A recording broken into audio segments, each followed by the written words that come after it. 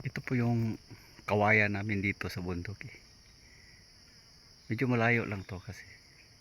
Kaya sayang yung mga kawayan. Hindi na naibenta kasi malayo. Pero marami talaga ito. Parang isang ah, pahaba to eh. Para isang kalahating ektarya tong kawayan na ito.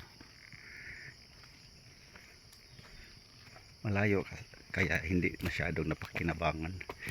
Ano, natutuyo na yung iba sa katandaan. Ayan o, napakarami.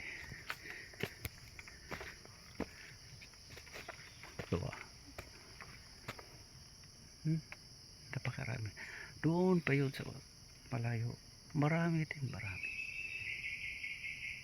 Parang libre na to eh sa amin. Wag lang yung ibinta kasi iba na yung usapan. Pero yung pang home use lang, libre to eh, libre. Kuha lang kayo dito kaysa maging ganun eh, malalanta lang na hindi na pagkinabangan. Tumutubo naman yun eh. Yun, may mga bago eh. Libre to, libre. Basta hindi ibinta. Yung ibinta, ibang usapan na yun. Pang home use, magawa ng bakuran, saka kulungan ng mga manok. Pwede. Kaya dito ng 5, 10, okay lang. Okay lang talaga.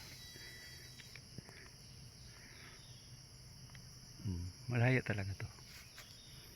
Pero marami talaga to, marami. Oh, ang laki pa ng katawan ng kawayan. Yan o, yung iba nga, sumampa na sa lupa eh. Dito. Parang maabot mo na yung dahon ng kawayan. Lapad itong lupain ito. So lang, kulang dito tubig para makapag-farm ka. Oh, ito. Abot mo na. Oh, laking katawan. Para sumampa na sa daan. Napakarami talaga. Puno ng kawayan. Andun pa yun. Doon sa ilalim.